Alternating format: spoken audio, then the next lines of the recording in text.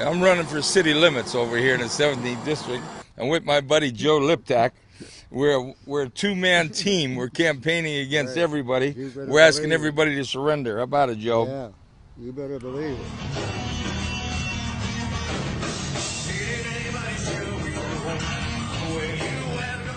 The government is very powerful, and if you're targeted by powerful branches of the government in America, you suffer. A lot of people don't want to believe that. They don't believe that until their life and their freedom is in jeopardy. I could have had a pardon. All I had to do was ask for it and say that I was guilty of the crimes that they convicted me of. And I told them to shove it up their ass. Excuse my mouth. Credit for that. That's all right. You keep your pardon. I wasn't guilty. And now, keep this in mind.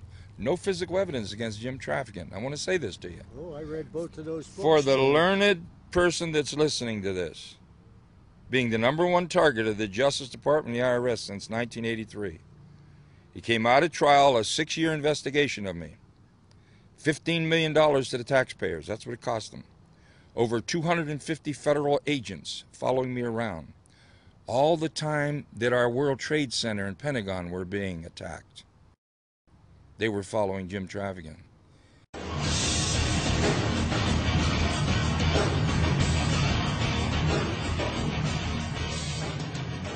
They voluntarily admitted at trial that they made no tapes, audio or video, on Jim Traficant. Now, if you believe that, then I've got some swampland in Florida. And the reason is very simple. It's like a former Secret Service guy, Mike Robertson, said. Traficant committed no crimes. And he could have used all their boxes of tapes against them. They're all exculpatory. And that's where it is. And now it's coming out to pass, where several people admitted they were pressured to lie. Several admitted to others confidentially that they lied. The government wouldn't allow their testimony. Now a juror is very upset because he wasn't able to hear the testimony of those people.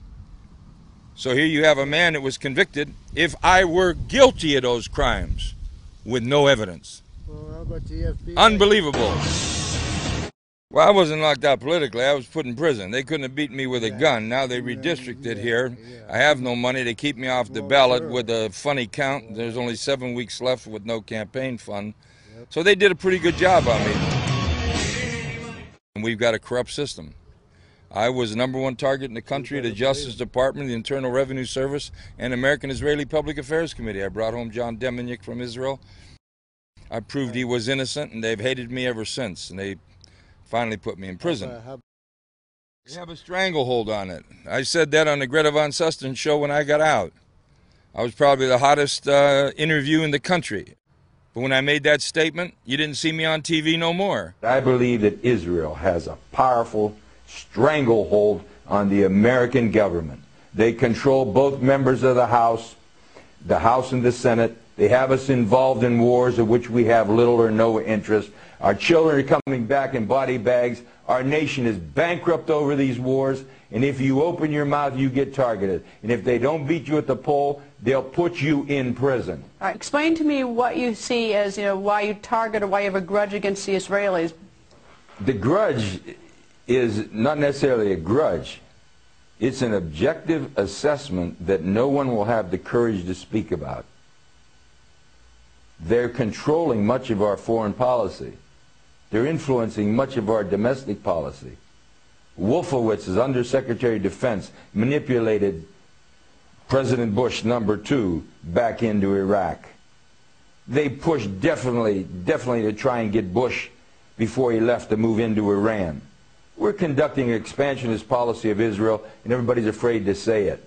They control much of the media, they control much of the commerce of the country, and they control powerfully both bodies of the Congress. They own the Congress. Are you an anti-Semite? No, I'm not. That's exactly what they're going to say, and I expect that. What I am is an American. You see, I think America comes first, and we have a one-sided foreign policy in the Mideast. But when I made that statement, you didn't see me on TV no more. Now, let's just think about how powerful they are. Look at all the talk show hosts. Some are very conservative, some are very liberal. They're diametrically opposed on every issue, but they all sing out of the same hymn book on Israel because they control our government. They control our media. They control the finances of this country. And I'm not anti-Semite. I'm not against Israel. I think Israel and their aggressiveness is going to end up hurting their country in the long run.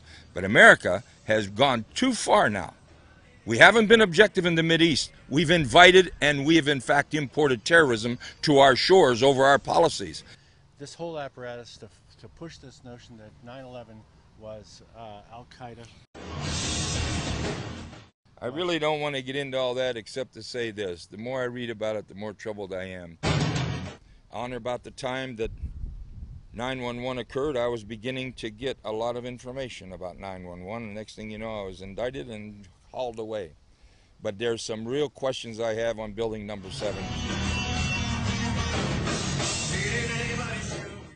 There's some real questions I have on building number 7. Some real question I have on the volatility of jet fuel and being able to cause such structural damage to such steel girders. And I just have some real doubts. And from my people will say, Jim, you're just so negative about the government that you're always looking for the dark side of it. And really I'm not, but there's some real troubling questions about 911. So as an old sheriff, I always looked at an incident from one angle. Who benefits? And I'll tell you something, I don't like what I see, and I'm reluctant to even say what I see because I've been branded so damn bad, I'm like a Texas steer. Look, the first 2 spies we had moved America to re-attack Iraq. The last 2 spies that were just released by the Obama administration literally just turned loose from prison saying, yes, they spied, but they don't think their intentions were bad. They were manipulating America to attack Iran. Now look, Israel's used us like a whore over there. And the Arab people over there hate America. It's just a matter of time till our policies started to import these tragedies. How could they fight? They're like the old Indians. Well, that assumes they did it, though. Let's say this. I'm not assuming anything. Let's say this. How could the Indians fight cannon and repeating rifles with bows and arrows? So they had to become terrorists. That's assuming they did. Kill you in your sleep, attack you, surprise you, ambush you. You don't still think that, though, do you? The Vietnamese and the Japanese would have come over here and done the same thing. Hear me, though. Hear me. These nations that are bitter against America, they have no military might. They have only one way to fight. And the only way they have to fight would be through terrorist acts. But I think some of these terrorist acts might just be perpetrated by other people who want to see America then retaliate against the so-called terrorists. So I have my doubts about this whole thing. I always look to see who benefits. And I have one thing, Israel has certainly benefited over there. Now, what's next? Lebanon's whacked. Iraq is whacked. Afghanistan, we got our guys dying now in Iraq. And Afghanistan, they're coming back in body bags. What's next? Iran? Syria? Is there going to be anything left? Egypt over there singing out of the same book as Israel. They're scared to death. But if you're a Palestinian throwing rocks across that Gaza Strip and West Bank, how do they fight those machine guns and automatic rocket launchers that the Israelis have? I was there when Wellstone was there, yeah. Wellstone had a courage about him, and he wasn't afraid to speak out, and I admired him for that. Use of force right now, which is what the resolution before us calls for. In the midst, you got to be very careful. The government is very powerful, and if you're targeted by powerful branches of the government in America, you suffer. Could be a very costly mistake for our country. A lot of people don't want to believe that. They don't believe that until their life and their freedom is in jeopardy. It's just the policies have gone wrong. It says the Congress shall coin the money, and we don't.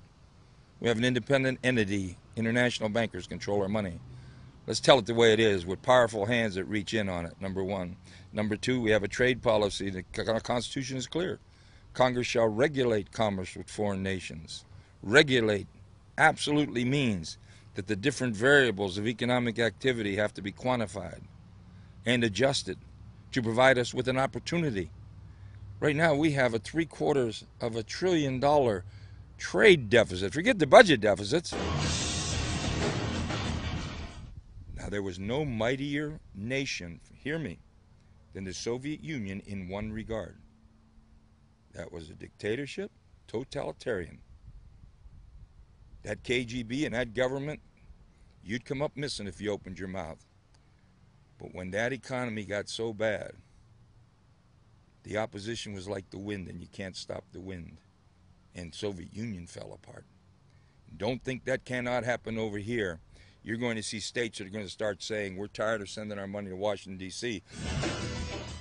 I'm coming out with a book. My book is called America's Last Minute Man. I was known for my little statements on the House floor. That 1 minute speech. And I projected a depression to turn of the century. And it lasted a little longer because the Clinton administration was very lucky. You had the computer internet explosion, and everybody's buying a new computer every 30 days. And it's sort of like the old Barbie doll effect with Mattel Incorporated. It just kept generating and generating. Then it ran out. Now everybody got a computer. Everybody's got a television. And it's bottomed out. And that television is being made in Indonesia. And most of these other products are being made in China.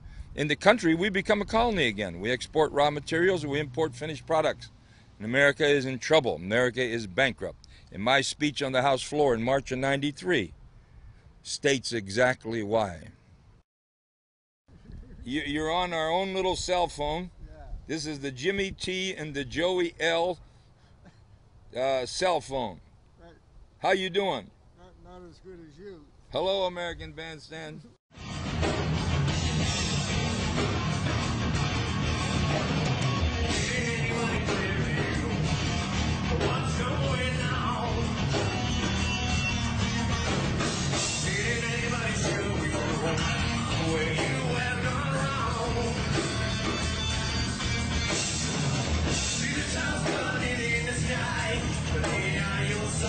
They all sing out of the same hymn book on Israel because they control our government. They control our media. They control the finances of this country. And I'm not anti-Semite. I'm not against Israel. I think Israel, in their aggressiveness, is going to end up hurting their country in the long run. But America has gone too far now. We haven't been objective in the Mideast.